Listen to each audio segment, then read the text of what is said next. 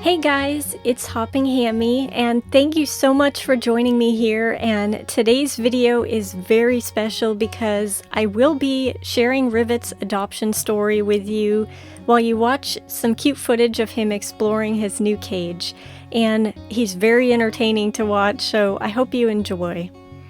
So just to give a little backstory here, some of you will remember that I've mentioned it's been extremely difficult to find hamsters for adoption in my area.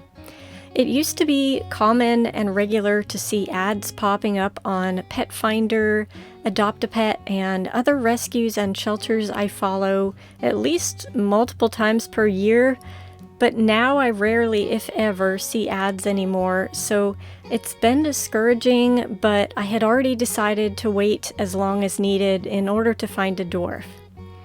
Now I've seen one or two possibilities on Craigslist in the past month or so, but it would have been a big drive to go there and back, which I'm not in a position to do that in this season of life, or the person rehoming them seemed like they were sketchy or they were asking some ridiculous rehoming fee. Now, I don't have a problem with a small fee to ensure that the hamster isn't used as a reptile feeder, but I can tell pretty well when a person truly cares about their animal and just wants to find them a good home versus those who want to get rid of an animal and are hoping to recoup their lost costs, which honestly makes me kind of sick to my stomach, and I refuse to give them any money for their irresponsibility. So Craigslist can be super sketchy, and I generally try to avoid it. So back to the story. I took a day last week to stop in a few places, as well as calling every single option available in my area. This included county shelters, private rescues, and every pet store that might have a hamster for adoption in their back room. Every place I called said, no, we don't have any hamsters and we haven't had any in a long time. One place told me they no longer accepted unwanted hamsters or small animals as they don't have the space in their building for them anymore. Another place told me they no longer accept them because no one's ever interested in them, so they spend their whole life at the rescue basically. And then one place seems to just be non-existent, like I can't find it anymore. Sadly, that means that 3 of the private rescues I used to routinely adopt my hamsters from in past years are no longer an option now. So here's where the story ends up getting better. So after all of this, there was one final place that I hadn't checked yet, and that was the exact PetSmart store where I had gotten Sprocket from in April.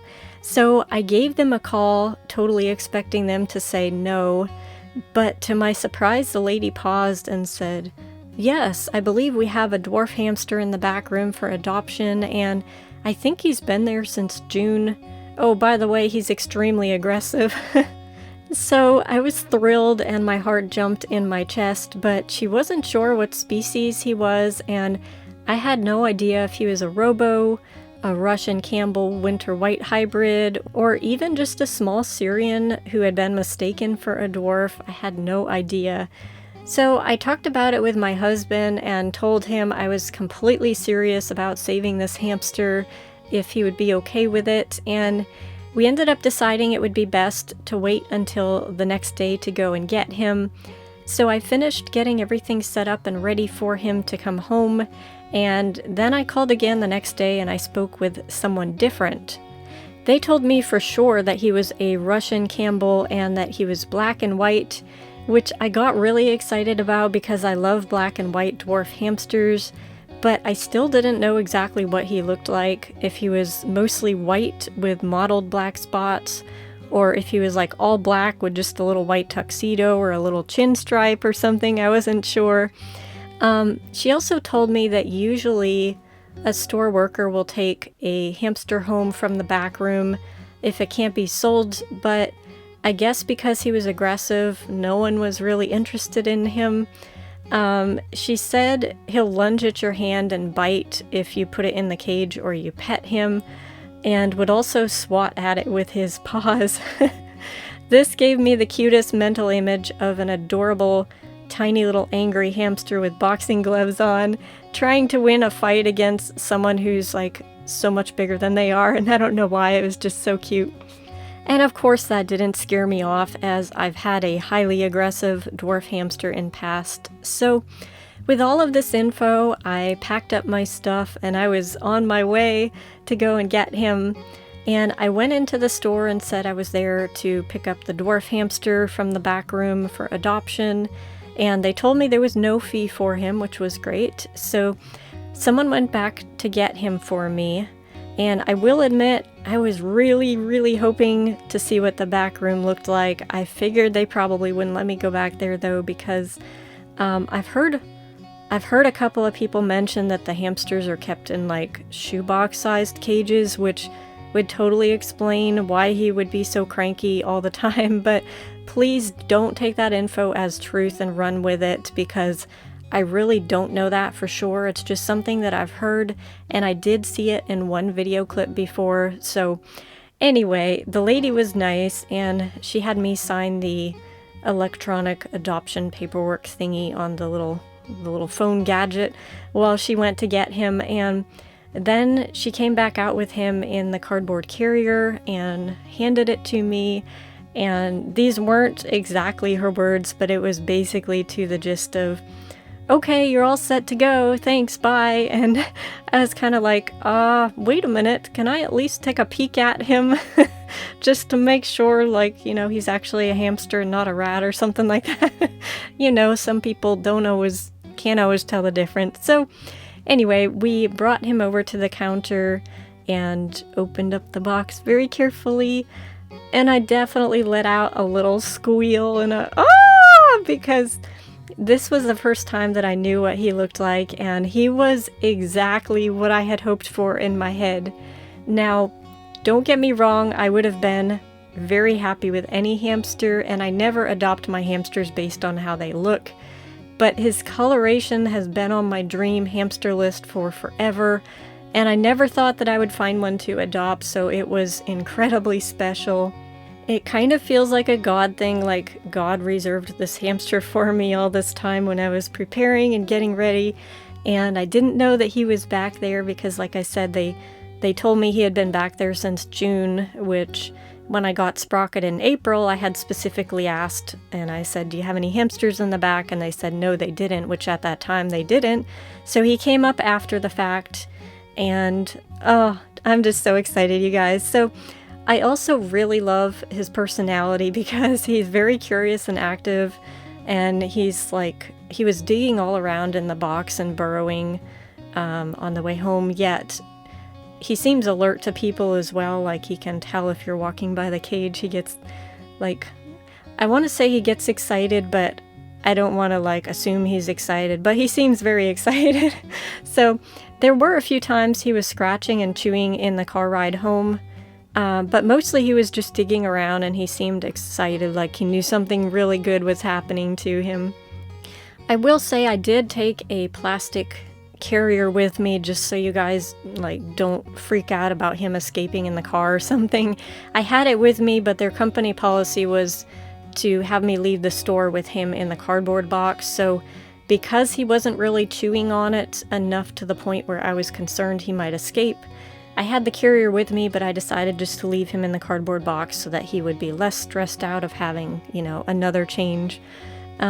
So we made the trip home safely, and we sat on the floor to admire him for a little while he continued digging around in the box and like washing himself, and then he unhoarded some little snackies from his cheeks and was eating.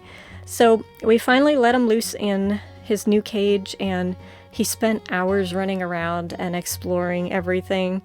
And he also did this really funny thing where once he discovered the food dish, and I think it was a Missouri block that he decided he was going to eat first of all, he very promptly went over to the corner on that platform.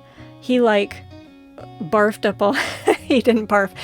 Hamsters don't barf, by the way, I'm joking, but he unhoarded all of the food that was in his cheek pouches very promptly into a pile on the platform, and he's like, I am done with this stuff. I don't like this stuff. I'm going to be eating this new food now. So It was hilarious. But you guys, my heart is so happy to finally have one Syrian and one dwarf again, which I basically haven't had since around the time of Sumatra and Dumpling, if I remember correctly. Because I think Yodel and Strudel, I had them before Sumatra and Dumpling. So it was somewhere around that time, I believe. But I had always hoped to get a dwarf hamster when I had Kashi, but I never did. Because of the way the tank on the top was kind of hard to access, I decided I just wasn't going to. So now my life feels complete again, and I have one of each, and this little guy has been such a joy so far, just like Sprocket has been. So I also have to say that while I'm being careful with my hands in the cage, so far he's had a couple of opportunities where he could have nipped me or my husband if he really wanted to. But instead he ran up as if he was going to nip us, and he ended up just sniffing our hand, and he lightly tugged on my shirt sleeve at one point, but then he just turned away, or he took a treat from our fingers and he just sniffed, and he never ended up biting us. So he really doesn't seem that aggressive compared to my past aggressive hamster. So it's possible he was just nervous with all of the noise and the lights and, you know, random hands reaching into his cage and stuff. Maybe he felt it was necessary to protect himself, I'm not sure, but it'll be fun to see how he comes along as time goes on. But regardless, he will be loved and he'll have a safe forever home here. I really hope you guys enjoyed hearing his story, and I will keep you updated as time goes on, but he's been settling in great and he looks to be enjoying life very thoroughly. Also, I might have added a little addition onto his cage to give him some more space, but I'll talk about that in another video with a bunch of other updates. So for now, farewell and thanks for watching, and thank you for giving your warm welcome to Rivet. We'll see you in our next video. Bye!